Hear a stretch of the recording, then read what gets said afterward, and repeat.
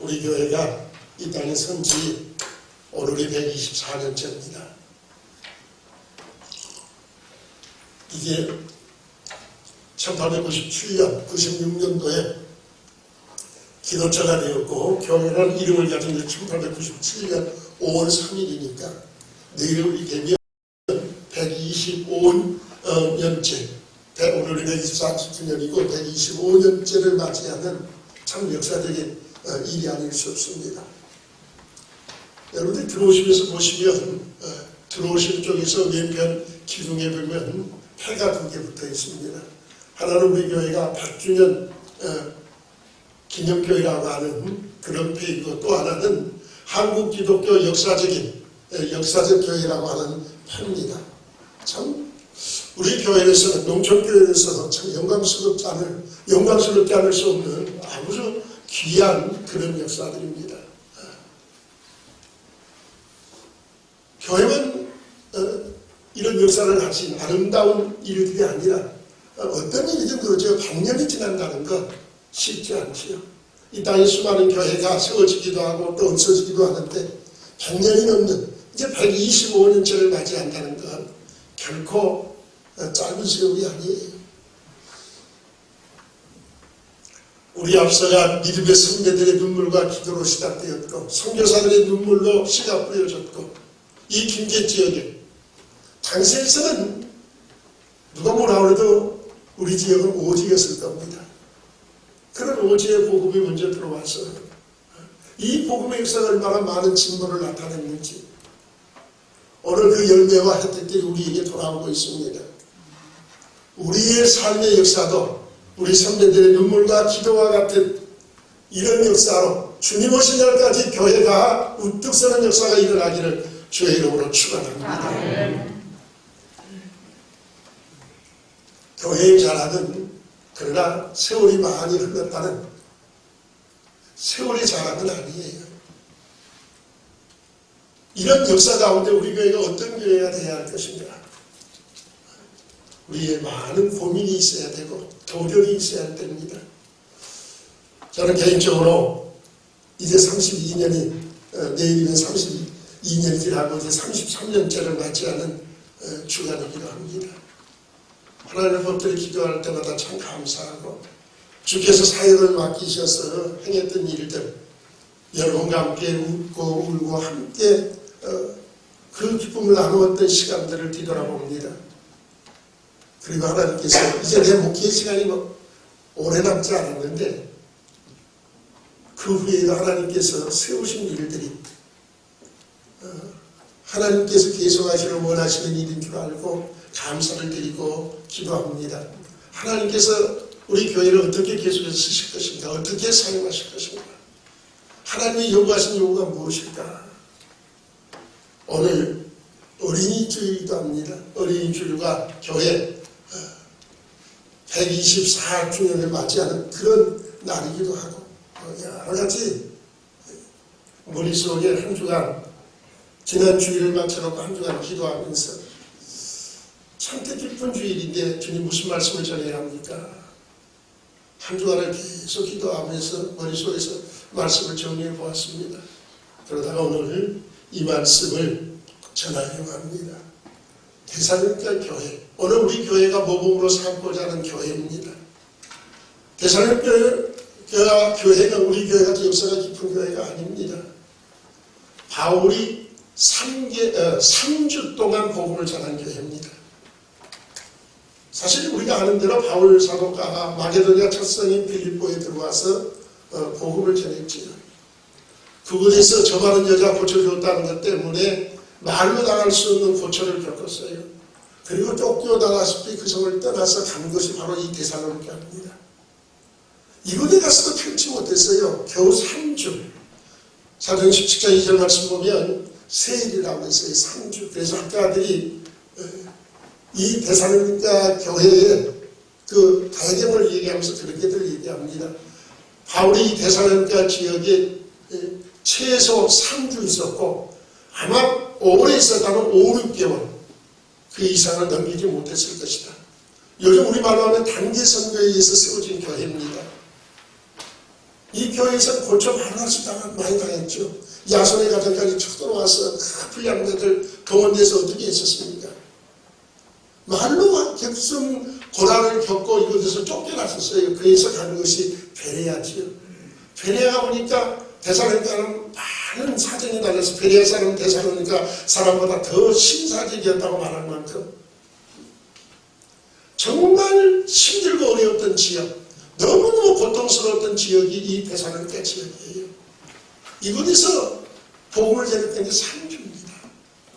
그런데 그들이 이 복음의 씨앗을 통해서 어떻게 그리스도인들이 되었고 어떤 교회가 되었는가. 지금 바울이 그것을 말해요. 오늘 이 편지를 쓸 때 바울은 고린도에 가 있었습니다. 고린도에서 데살로니가의 교회에 대한 소문을 듣기 시작했어요. 자, 그가 어떤 소문들을 들었는가 보세요. 2절 말씀 봅니다. 2절 같이 봅니다. 시작. 우리가 너희 무리를 인하여 항상 하나님께 감사하고 기도할 때 너희를 말하고. 예, 바울의 기도 속에 빠질 수 없는 교회였어요. 늘 기억되는 교회, 늘 생각나는 교회. 그저 한 3주밖에 복음을 전하지 못했던 안타까운 마음이 있었기 때문에 기억도 했겠습니다만은 그 교회에 대한 소문 때문에 바울의 기억 속에 오늘 그가 그렇게 기억합니다. 하나님 아버지 앞에서 쉬지 않고 너희가 기억된다고 해요. 늘 머릿속에서 떠날 수 없는 교회, 가슴속에서 떠날 수 없는 교회. 바울이 얼마나 많은 교회를 세웠습니까? 가는 곳마다 복음을 전하고 교회를 세웠는데 가슴에 품는 교회, 머릿속에서 떠나지 않는 교회, 기도할 때마다 생각이 나서 그 교회를 기도하지 않고는 견딜 수 없는 교회. 얼마나 복된 교회입니까? 늘 바울의 기억 속에 있었던 교회라고 했어요. 그들의 모습에 대해서 4절은 이렇게 고백합니다. 하나님의 사랑하심을 받은 형제들아, 너희를 어떻게 하심으로 한다고요? 택하심으로 한다고요. 택하심을 어떻다는 건 구원받았다는 거예요. 요즘 말은 구원받았던 사람들이라 할 수 있는 말이지 아무나 할 수 있는 말이 아니잖아요. 그 사람의 믿음을 우리가 어떻게 판단하고 함부로 말할 수 있겠습니까? 그런데 바울이 아주 자신있게 너희를 택하심을 내가 알겠다고요. 너희는 하나님 앞에 특별한 택하심을 입은 자들이라고요. 여러분, 우리가 이런 칭찬을 들을 수 있다면, 이런 말을 들을 수 있다면 얼마나 기쁘겠습니까? 하나님께서 너희를 구원하신 지를, 너희를 택하신 지를, 너희를 통해서 하나님의 기뻐하신 일을 행하시길 원하는 줄 내가 아노라 하는 대사의 고백이 우리에게 들려질 수 있다면 그보다 영광스럽고 복된 일이 어디 있겠습니까? 오늘 데살로니가에게는 그런 교회였어요. 여기 그 뿌리입니까? 너희의 많은 환난 가운데서 성령의 기쁨으로 도를 받아 우리와 주를 본받는 자 되었었다. 예수를 본받는 교회였어요. 그 다음에 7절 말씀 보면 너희가 마게도냐와 아가야 모든 믿는 자의 본이 되었다, 모범이 된 교회였답니다. 이게 얼마나 놀라운 역사들이에요. 그런데 어느 교회가 그러잖아요. 모든 교회 다 그럴 수 없어요. 한두 사람, 그저 뛰어난 사람이 있고 믿음이 열심히 있는 사람이 있고 우리 대충 그러잖아요. 어디 교회가 보나. 그런데 마게도냐 교회는 어땠습니까? 2절 말씀 보면 바울이 그렇게 고백합니다. 자, 2절 우리가 누구를 인해서요? 너희들이 교회 전체예요. 4절 말씀 봅니다. 하나님의 사랑하심을 받은 형제들아, 누구예요? 너희를, 이 교회 전체를 말합니다. 또 8절이요. 8절 말씀 같이 봅니다. 자, 8절 시작. 주의 말씀이 누구에서부터요? 너희에게서부터. 마게도냐 교회 성도들은 어려운 가운데 복음을 받았지만 누구든지 비틀어진 자가 없었어요. 신앙 공동체를 이루고 그들이 그렇게 뜨거운 역사로 소없는 교회를 만들었습니다. 사랑하는 성도들이 요즘 교회의 이름을 들으면 우리 속에 이미지가 떠오르지요. 예를 들어보면 빌라델피아 교회, 서원학 교회 그러면 주님께 진짜 참 은혜스러운 교회야. 나오는 교회나 사대교회 그러면 주님한테 책망받았어. 그런 교회에 대해서는 안 돼. 요즘 우리 머릿속에 떠오르는 게 뭡니까? 아버지의 교회 그러면 은혜스러운 교회야. 그 교회 참 선교하는 교회야. 참 은혜스러운 게 복된 교회야. 참 좋은 교회야. 근데 어떤 교회가 무슨 생각나요? 아이고 말도 마. 맨날 싸우는 교회. 네? 성도들이 싸워갖고 만개 운동하는가 벌써 니기로 쪼개졌대. 우리 주변에도 있어요. 니기로 쪼개진 교회. 그런 교회가 이미지에 떠오를 때 여러분 마음이 어떻습니까? 여러분 우리 교회는 송시hom교회 하면 어떤 이미지가 떠오를까요?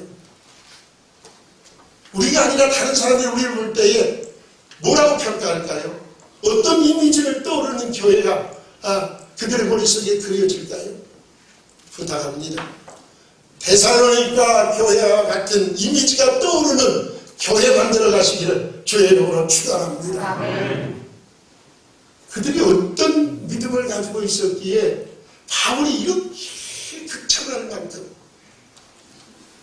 큰 마음을 다해서 2장 19절 20절 쓰면 우리의 기쁨과 자랑과 멸류관이 무엇이냐? 너희가 아니냐? 그러니까 교회 전체를 품에 안고 너무 기뻐서 하나님 너희를 다가시는 내가 한다고요. 내 기도 속에 너희를 빼놓을 수가, 내 기도의 제목 속에서 너희를 빼놓을 수가 없다고요. 내 기억 속에 다른 사람과 수많은 교회를 세웠는데 내 기억 속에서 지울 수 없는 내 기억 속에 남아있는 그런 교회. 우리 교회도 주님의 기억 속에 영원히 남는 교회 될 수 있기를 주의 이름으로 축원합니다. 어떤 교회에 그런 교회로 칭찬을 받을 수 있었을까요? 3절 말씀 보십시다. 자, 오늘 3절 말씀 봅니다. 자, 3절 시작. 너희의 믿음의 역사와 사랑의 수고와 우리 주 예수 그리스도에 대한 소망의 인내를 우리 하나님 앞에서 쉬지 않고 기억합니다. 아멘. 바울의 기억 속에 꽉 각인되어 있는, 바울의 머릿속에 꽉 각인되어 있는 데살로니가 교회에 대한 기억, 어떤 교회라고 했어요? 믿음의 역사와 사랑의 수고와 소망의 인내를 가진 교회. 우리 교회도 믿음의 역사와 사랑의 수고와 소망의 인내가 있는 교회 되기를 주의 이름으로 축원합니다. 바울이 고린도서 13절에서 뭐라고 했습니까? 우리에게 항상 있어야 할 것이 있다고 했어요. 그것이 뭐였습니까? 믿음, 소망, 사랑. 이 세 가지는 항상 있을 것이라고. 성도에게 필요한 것, 교회에 필요한 것, 믿음과 사랑과 소망이라고 했어요. 그런데 그 믿음과 사랑과 소망이 데살로니가에 있었답니다. 오늘 그들에게는 믿음의 역사가, 그들의 믿음 때문에 하나님이 일하실 수밖에 없는, 하나님의 일하심이 드러날 수밖에 없는 그들의 믿음의 그 놀라운 역사들이, 그들은 말할 수 없는 고난 속에 있었습니다. 그럼에도 그들의 믿음을 지켰던 그 아름다운 모습들, 자 8절 말씀 한번 봅니다. 8절에 그들의 아름다운 믿음의 모습을 우리가 볼 수 있어요. 같이 봅니다. 시작. 주의 말씀이 너희에게로부터 마게도나와 아가야가 들릴 뿐 아니라 하나님을 향하는 너희 믿음의 소문이 각처에 퍼짐으로 우리는 아무 말도 할 것이 없노라. 9절 말씀이요. 저희가 우리에 대하여 스스로 고하기를 우리가 어떻게 너희 가운데 들어간 것과 너희가 어떻게 우상을 버리고 하나님께로 돌아와서 사시에도 참되신 하나님을 섬기며 보십시오. 그들의 믿음의 역사가, 그들의 믿음이 어떤 믿음이었습니까?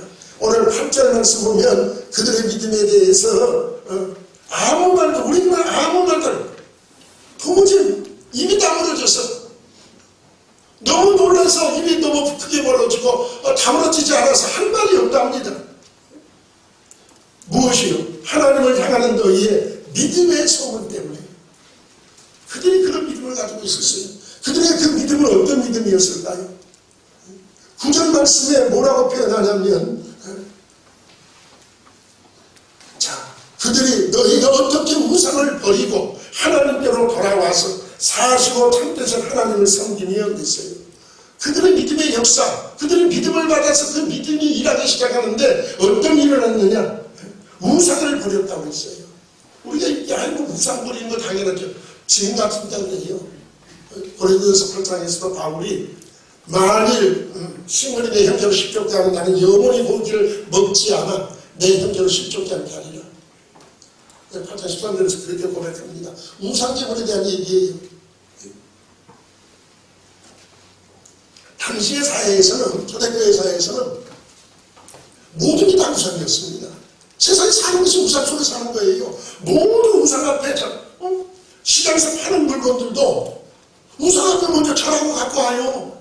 그러니까 바울이 그거 일일이 따지지 말아라. 하나님이 지으신 모든 것을 선하며 감사로 받은 버릴 것이 없는데 그거 따지지 말고 묻지 말고 먹으라고 했어요. 묻지 말고 먹으라.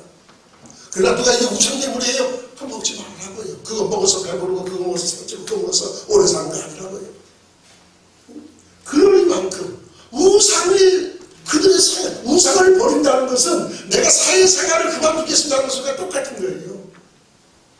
내가 이 사회에서 안 살겠습니다는 것과 똑같아요. 여러분 그럴 수 있어요? 우리가 사회 속에서 안 살 수 있습니까? 그런데 우상은 그들의 믿음이 얼마나 뜨거운가를 보세요. 우상을 버렸다고 했어요. 그리고 나서 하나님께 돌아왔습니다. 바울이 핫하게 고대했던 것, 처음에 이 아시아 쪽에 들어오면서 그가 그렇게 외쳤던 그 고백, 옮겨가기 전에 그가 뭘 얘기했었습니까? 이 빌립보 쪽으로 들어오면서부터 그가 원했던 것, 비스데아미오가 이고니온을 거쳐서 루스다에 도착했을 때에 바울이 양심되기를 고쳐주었더니 사람들이 쫓아왔어요. 그리고 그냥 그 앞에서 뭐 관을 갖다가 씌우고 스스와 험의 시민들이 왔다고 그 앞에서 제사를 내겠대요. 바울이 얼마나 놀랬던지 신라와 함께 옷을 찢었어요. 그러면서 너에게 이 복음을 전하는 것은 천지와 바다와 그 가운데 만유를 지으시고 살아계신 하나님께 돌아오게 하니라. 하나님께 돌아오는 일을 위해서 그 복음을 위하여 살아왔던 바울의 일생이에요. 그런데 이들은 그 복음을 듣고 하나님께 돌아왔답니다. 얼마나 놀랍습니까? 그리고 하나님을 섬겼답니다. 우상은 그들의 믿음의 역사가 얼마나 컸던지 그뿐이 아니에요. 사랑의 수고. 2장 9절 말씀 보면은 그들의 2장 말씀 보면은 너희들의 형제 사랑에 대해서 내가 쓸 것이 없다고 했어요. 그들이 서로 사랑하고 그 서로 수고하고 살피고 살았던지 쓸 것이 없답니다. 또 5장 1절 이하의 말씀은 때와 시기가 너희 쓸 것이 없으면 주의 날 밤에 도적같이 줄 너희가 자세히 뭐예요? 미래에 대한 소망, 주님께 대한 소망, 거기도 쓸 것이 없다고 했어요. 얼마나 아름다운 교회입니까? 다시금 부탁합니다. 우리 교회가 데살로니가 교회의 모범을 따라 이런 소문난 교회 되기를 주의 이름으로 축원합니다. 코로나 시대로 우리는 어렵습니다. 지금 한국 교회는 위기 속에 있습니다. 많은 사람이 위기를 못 봐요. 금연교육을 하는 의사들의 얘기가 있어요. 3주간만 담배를 끊게 하고 담배를 피우지 않도록 3주간만 그 시간을 계속 붙들고 있으면 그때부터는 담배 피우던 습관이 끊어지고 안 피우는 것이 습관화되기 시작한답니다. 그 3주가 고비래요. 3주 동안에 금단 현상도 나오고 뭐 자꾸 챙겨서 그렇지. 훈련을 시키면서 그래서 이 3주를 아주 집중적으로 담배를 끊게 하는데 3주가 지나면 그 다음부터는 습관화가 되기 시작한대요. 코로나 시대에 교회 안 나온 것이 3주만 지났습니까? 2년 전입니다. 금년에도 끝나는 보장 없어요. 이거 잘못하면 내년 봄까지도 갈 수 있어요. 우리에게는 너무너무 암울한 소리입니다. 벌써 교인들 속에는 교회 안 나오고 온라인 예배 드리니까 좋대. 우리 한국교회야 통계에 가면 대략 한 6만 교회 된답니다. 이 6만 교회 중에서 교회 건물을 가지고 있는 교회가 절반이 안 돼요. 3분의 2 정도는 건물이 없다고 해요. 2층 교회, 개척교회, 미자리 교회입니다.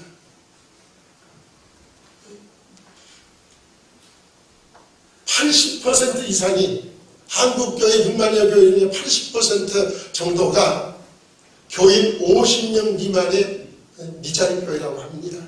뭐 정확한 통계는 아니겠지만 대략 그렇다는 거예요. 그런데 이 코로나 시대가 접어들면서 50명 미만의 그 작은 교회들이 교인이 절반도 안 나온다는 거예요. 절반도. 그 교회가 어떻게 버텨갑니까? 그래서 교회 문을 닫아야 하는 교회들이 속출하고 있답니다. 이것이 금년이라고 내년 가면 더 심해질 거예요. 어른들도 이러는데 이 사이에 방치되는 것이 어린아이들이에요. 지금 코로나가 오기 전의 통계를 봐도요. 6만여 교회 중에 주일학교가 있고 중고등부에 있는 교회가 3분의 1밖에 안 됩니다. 한국교회가 지금 그래요. 농촌교회, 중고등부, 유초등부 없는 교회가 더 많아요. 있는 교회가 더 많습니다. 지금. 그렇지 않은데 아이들이요. 유초등부에서 중고등부 올라가면 떨어집니다. 중고등부에서 대학 정년 되면 떨어집니다. 저희 어렸을 때만 해도요. 작년교회는 적을지라도 중고등부, 유초등부는 숫자가 너무 많이 밀려와서 영리하도록. 죄송해요. 우리 교사들이 뭐라고 하는 소리가 아닙니다. 이해 안 들으세요. 제가 저도 교사 출신이에요. 교사 해봤는데, 내가 혼자 하는 반이 보통 25명, 30명씩 했었습니다. 혼자서 그 아이들을 유치부를 맡아갖고 가르칠 때는요, 그 아이들 아침에 전부 다 여름 되면 그때는 이렇게 두꺼운 거였어요. 다 이거 집에 냉장고에 다 20몇 개씩 다 집어넣어야 합니다. 넣어갖고 시원하게 해가지고 아이들 하나씩 다 나눠주고 닦아줘야 되고 숫자가 많으니까. 그러고 교사 했었어요. 교사들이 쩔쩔매요. 그래도 교사 숫자가 모자라서. 숫자가 모자란 숫자를 주는 거 아니에요. 엄청난 숫자인데도 아이들이 계속 밀려오니까. 아이들이 밀려오니까. 그런 교회들이었어요. 한국교회가. 지금 아이들이 없어요. 교회마다. 정말 어려운 시대에 우리가 살아갑니다. 아이들이 없다면서 한국교회 미래가 없다는 거예요. 장래가 없다는 겁니다. 우리가 이런 일들 때문에 20여 년 전부터 수련을 해왔었는데 우리 자식이 많다 그것이 아니에요. 한국교회를 위해서 주님이 기뻐하는 일들을 위해서 우리가 수고하고 애써왔는데 코로나로 해서 벌써 2년째 금년에도 우리는 아무것도 할 수 없습니다.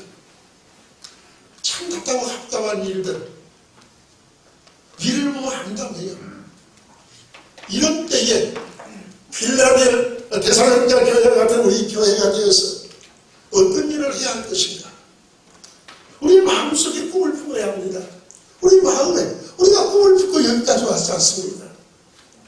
한국교회가 해야 할 일이 있어요. 우리 교회가 어떤 일을 해야 합니까? 오늘 그 예를 모세의 어머니 요기벳을 통해서 잠시 생각해 보려고 합니다. 생각해 보세요, 여러분. 바로가 종살이하는 430년을 종살이하는 이스라엘 백성들의 명령을 내립니다. 시브리 산파들에게 남자아이를 낳으면 죽여라. 근데 이 산파들이 하나님을 두려워해서 하나님을 경악을 안 죽입니다. 그리고 핑계만 대요. 시브리 여자나 애를 달라서 우리 가기 전에 많이 나와버렸는데 어떻게 죽입니까? 바로가 눈치 없습니까? 눈치 있으니까 다시 명령을 드립니다. 그러면 아이를 낳고 사냥하면 저 나이가 하수같이 던져버리고 여자애들만 살려라. 이게 왕의 명령이에요. 그들을 다스리는 왕의 명령이 떨어졌습니다. 이 시기에 모세가 태어났습니다. 출생했습니다. 당연히 나일강 속에 던져져야 합니다. 근데 그 어머니 요게벳이 석 달을 숨겼다고 했어요. 석 달을 어떻게 숨겨왔는지 참 기적이지요. 아이 울음소리가 나갈 텐데 석 달을 숨겨왔어요. 그런데 석 달이 지나니까 아이도 그만큼 자랐을 것이고 소리도 커지고 울음소리도 우렁차고 더 이상 숨길 수가 없게 되어버렸습니다. 그래서 어쩔 수 없이 아이를 나일강에 갖다 버려야 돼요. 그런데 요게벳은 다른 부모가 지금 아이를 갖다가 집어던진 게 아니에요. 갈대 상자를 만들었답니다. 갈대를 엮어서 상자를 만들고 그거 아래다가 엽청을 발랐어요. 물이 들어오지 말라는 소리지요. 그리고 그 위에다 다시 한번 코팅을 했습니다. 나무 진으로 코팅을 했어요. 여러분 무슨 장면이 생각납니까? 노아의 방주가 생각나지 않아요? 오늘 이 단어가 노아의 방주를 만들 때 단어와 동일한 단어를 씁니다. 히브리어랑 똑같은 단어를 썼어요. 노아의 방주의 축소판이에요. 규모가 작은 것뿐입니다. 어린 아이, 한 아이가 누울 만한 공간밖에 안 되는 작은 방주입니다. 요게벳의 방주라고 해야 될까요? 모세의 방주라고 해야 할까요? 방주입니다. 방주가 무엇인지 우리가 알고 있지 않습니까? 갈대상자라는 방주를 지었어요. 그리고 그 안에 모세를 넣기로 이 아이를 가져다가 나일강에 이제 떠내려 보내야 합니다. 아이를 그냥 떠내려 보낼 수 없잖아요. 그 맨 갈대들이 우거져서 물의 흐름이 빠르지 못하고 불들들이 나서 여기저기 걸려서 내려가지 못하는 그런 물가에다 아이를 놓습니다. 그런데 그것이 얼마나 오래 가겠어요? 시간이 흐르면 이리저리 흔들리면서 빠져나가면서 흘러내려가겠지요. 아들을 물에 던질 수 없어서 그 방주를 지어서 갈대상자를 만들어서 그 안에 비벼서 아이를 나일강에 띄워야 하는 어머니의 심정은 어땠을까요? 그 어떻게 우리가 그 심정을 다 표현하고 말할 수 있겠어요?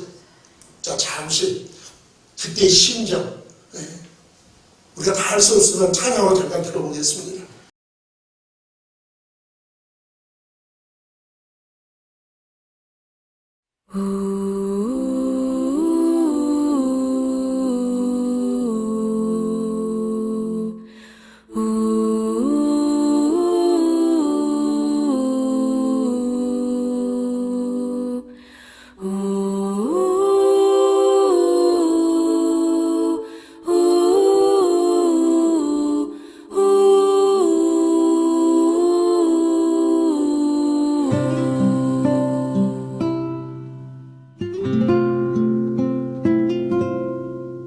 작은 갈대 상자 물이 새지 않도록 역청과 나무 진을 칠하네.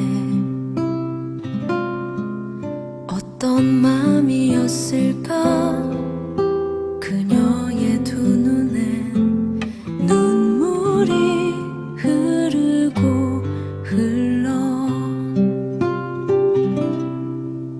동그란 눈으로 엄마를 보고 있는 아이와 입을 맞추고 상자를 덮고 가까이에 띄우며 간절히 기도했겠지.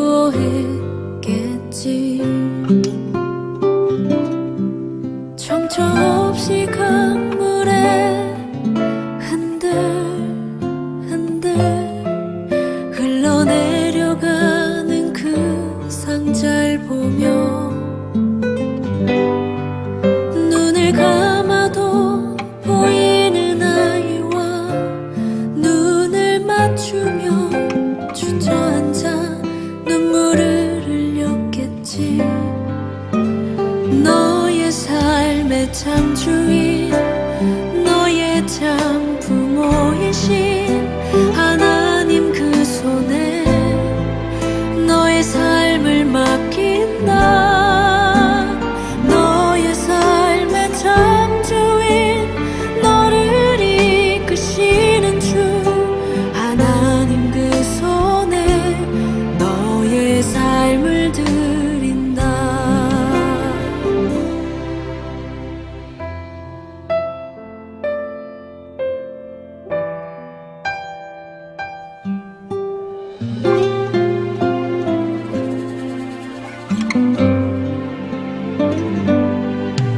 어떤 마음이었을까 그녀의 두 눈에 눈물이 흐르고 흘러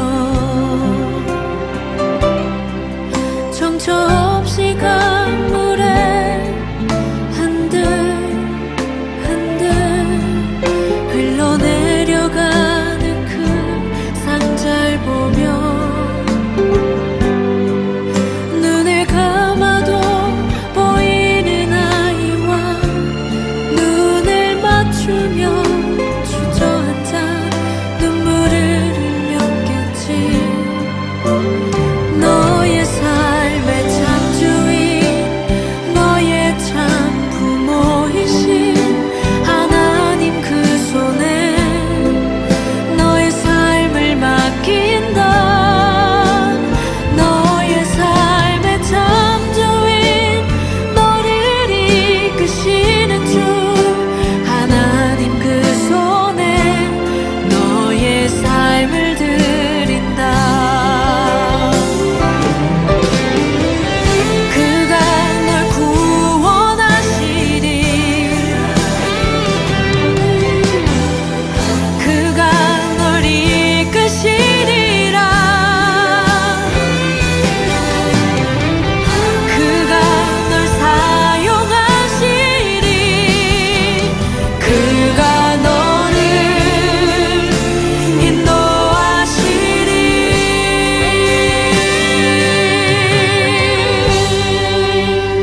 너의 삶의 참주인 너의 삶의 참주인 너의 참 부모이신 하나님 그 손에 너의 삶을 맡긴다. 너의 삶의 창조인 너를 이끄시는 주 하나님 그 손에 너의 삶을 드린다.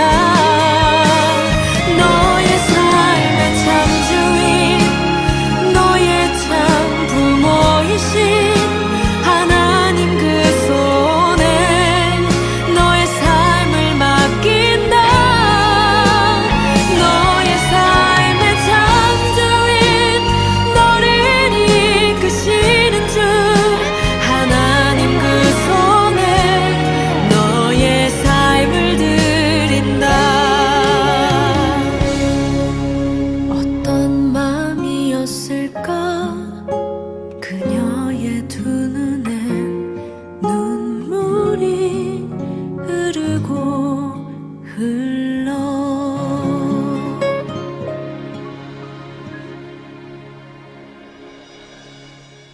나이가 뭘 의미합니까? 오늘 이 세상을 의미합니다. 그 세상 속에 우리 아이들이 던져지고 있습니다. 세상의 세속문화 속에 아이들이 던져지고 있습니다. 무신론으로 가득 찬 세상 속에 아이들이 던져지고 있습니다. 믿음의 가정에서도 예외가 없습니다. 세상의 성공 기준을 위해서 부모들이 아이들을 집어 던지고 있습니다. 점수에 의해서 오직 성적에 위해서 아이들이 나이감 속에 던져서 죽음을 맛보고 있는데 죽는 자리로 내놓고 있으면서 깨닫지를 못합니다. 방주를 질 생각들을 안 합니다. 카드 상자를 만들 생각들을 안 합니다. 아이들의 영혼이 죽어져 가고 있는데요. 오늘 우리 교회가 어떤 교회가 되어야 합니까? 어떤 가정이 되어야 합니까? 요괴회의 그 모습이 우리 교회의 모습이요? 우리 가정들의 모습이 되기를 주의 이름으로 축원합니다. 그 아이들을 건져내야 돼요. 오늘 10절 말씀 보십시다. 출애굽기 2장 10절 말씀. 모세의 이름이 나옵니다. 모세의 이름을 10절에 뭐라고 말하는가 보십니다. 10절 시작. 그 아이가 자라매 바로의 딸에게 데려가니 그의 아들이 되니라. 그가 그 이름을 모세라 하여 가로되 이는 내가 그를 어디서 건졌어요? 예, 물에서 건졌습니다. 죽음에서 건졌습니다. 오늘 우리들의 자녀들을 물에서 건져내야 합니다. 저 세상의 물에서, 세상의 물에서, 죽음의 물에서 건져내는 갈대 상자가 우리의 있기를 주의 이름으로 축원합니다. 이를 위해서 우리를 방주짓는 일을 20년 동안 넘도록 해왔던 거예요. 살리기 위해서요. 건져내기 위해서요. 적지만은 비록 우리가 할 수 있는 힘은 적어서 노아의 방주와 같은 방주를 지을 수 없었지만은 갈대 상자라도 짓기 위해서 우리는 몸뭉쳐왔습니다. 왜요? 이것만이 살리는 힘이 필요합니다. 왜 다른 사람들은 깨닫지 못하고 다 그 화로의 명령이 무서워서 아이들을 강에다 던지는데 여기 웬만은 왜 그러지 않았을까요? 그 이유가 어디에 있을까요? 2절 말씀 보세요. 2절에 그 이유를 우리에게 설명해 줍니다. 2절 말씀 같이 봅니다. 시작. 그 여자가 잉태하여 아들을 낳아 그 준수함을 보고 그를 석 달을 숨겼더니 그 아이를 낳아 그 무엇을 봤다고 했습니까? 준수함. 새로 바뀐 성경이나 공동의 모든 성경이 다 그 아름다움이라고 표현했습니다. 준수함. 잘생겼다고요. 그 잘생긴 것 때문에 석 달을 감췄답니다. 그러면 못생겼으면 갖다 던져야 됩니까? 이게 좀 해석이 좀 이상해요. 잘생겼다는 말. 이 잘생겼다는 말이 예쁘게 생겼다, 잘생겼다. 그러면 미남만 사귀고 안에 부인을 그래 던져야 돼. 어떤 어머니가 자기 자식 안 예쁘다는 어머니가 어디 있겠어요? 그 말의 뜻이 아니에요. 이 말이 창세기 1장 4절에 나옵니다. 하나님이 빛이 있으라 명령하시고 빛이 들어와서 그 모습을 보시고 하나님이 보시기에 어땠습니까? 좋았더라. 이게 토부입니다. 이게 행복, 토부라는 단어예요. 하나님의 마음에 행복하고 기쁘고 즐거웠던 토부입니다. 여기에 토부라는 단어를 썼어요. 준수했다. 육신의 아름다움을 말하는 것이 그것만을 말하는 게 아니에요. 하나님의 보시기에 아름다운 형태였어요. 너무너무 하나님이 기뻐하시고 좋았어요. 이것을 요게벳이 알았다는 거예요. 자, 아들을 낳아 그 준수함을 그냥 뭐라고 단어가 썼습니까? 우리말로 보고라고 했어요. 봤다고요. 여러분, 눈으로 그냥 봤다는 단어가 아니에요. 우리가 무슨 일을 보면서 저거 무엇 때문에 그래? 깨닫지 않습니까? 오늘 이 말씀 보고라는 단어가 그 단어예요. 그냥 아들의 아름답게 생겼, 이쁘게 생겼는데 그렇게 봤다는 게 아닙니다. 하나님이 이 아이를 얼마나 기뻐하시고 얼마나 좋아하시는지, 하나님 모습이 얼마나 아름다운 아이인지를 보고 느낌이 왔다고요. 깨달아졌다고요. 이것이 요게벳이 갈대 상자를 준비할 수 있는 힘이었습니다. 이것이 그에게서 믿음으로 역사되었어요. 뜨거운 믿음의 역사가 하나님이 보시기에 아름답고 좋은 그 모습을 바라볼 때에 가만히 있을 수가 없었습니다. 그 아이를 물에 던져서 죽일 수가 없었습니다. 내가 알 수 있는 최선의 힘, 최고의 방법, 이 아이를 갈대 상자가 붙이면서 방주를 지어서 그 방주 속에 집어넣어서 이 아이를 물에 띄워야겠다고요. 여러분, 그것이 물에 띄워봤자 얼마나 가겠습니까? 우리 어렸을 때 종이배 만들어서 물에 띄우면 그게 얼마나 갑니까? 처음에는 잘 내려가는 것 같지만 조금 더 뭐 걸리고 저건 물이 들어가서 금방 서서 가라앉습니다. 나일강의 그 강수살 속에서 만약 이게 떠내려간다면 얼마나 가겠어? 얼마나 견디겠습니까? 그러나 요게벳은 그 일을 했어요. 믿음 때문에. 그 속에 있는 믿음이요. 그로 하여금 움직이기 위해서 큰 아들을 사랑해 하나님을 사랑하는 그 마음이, 사랑에는 수고가 따릅니다. 주님이 베드로에게 뭐라고 말씀해요? 내가 나를 사랑한다. 내 양을 먹이라. 내 양을 치라. 내 양을 먹이라고 하셨어요. 사랑하면 수고하게 돼 있어요. 수고하면서도 그 수고에 대해서 기억하지 않습니다. 내가 좋아서 하는 일이니까, 내가 즐겁고 기뻐서 내 심령에서 우러나와서 하는 것이니까요. 마태복음 25장 말씀 보면 양과 염소편인 두 사람의 그 두 무리의 사람을 그 주님이 말씀합니다. 양편인 사람들에게 뭐라고 말씀합니까? 참새로부터 내 아버지께 복받기로 작정된 자들이여 나와서 복을 받으라고요. 너희가 내가 죽일 때 먹을 것을 주었고 헐벗을 때 입을 것을 주었고 옥에 갇혀서 돌아보았고 병들었을 때 찾아왔었다고요. 그런데 그들은 뭐라고 대답합니까? 주여 우리가 언제 그렇게 했나이까? 기억이 없어요. 자기들은 기억도 못해요.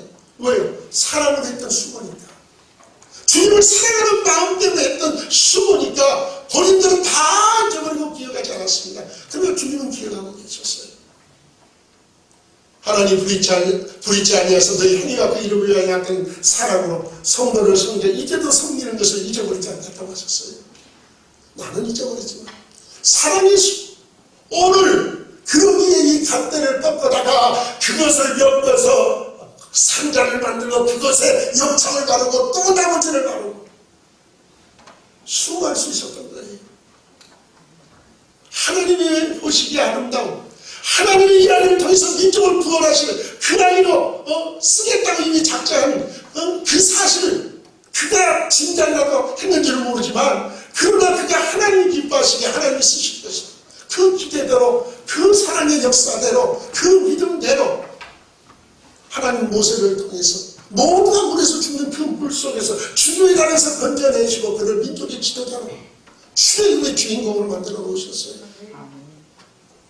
이것이 요금에서 역사 아닙니까? 그러나 그가 할 수 있는 건 여기까지입니다. 그가 더 할 수 있는 게 뭐예요? 찬양에 나온 것처럼 아이를 물속에 올려놓고 주저앉아 울 수밖에 없었겠지요. 그러나 오늘 말씀은 우리에게 또 한 가지를 가르쳐 줍니다. 자, 4절 말씀입니다. 시작. 그 누이가 어떻게 되는 것을 알고 멀리 섰다. 이게 무슨 말이에요? 미리암을 세워두었어요.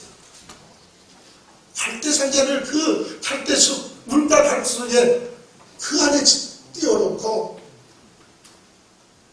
아이에게 보게 했습니다. 무슨 말입니까? 내가 할 수 있는 일, 더 이상 할 수 있는 게 없어요.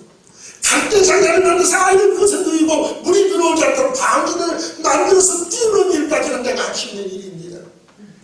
내 믿음으로 하나님이 하시는 아름다운 역사를 보고 내가 할 수 있는 일이고 내 사랑의 수고로 여기까지는 할 수 있지만 이 아이를 건져내고 살리고 구원하는 일은 내가 할 수 있는 일이 아니에요. 그 일은 하나님이 하시는 일입니다. 그래서 아이를 세워놓고 하나님이 하신 일을 보게 했다는 소리예요. 하나님이 하신 일에 대한 기대를 가지고 있었다고 해요.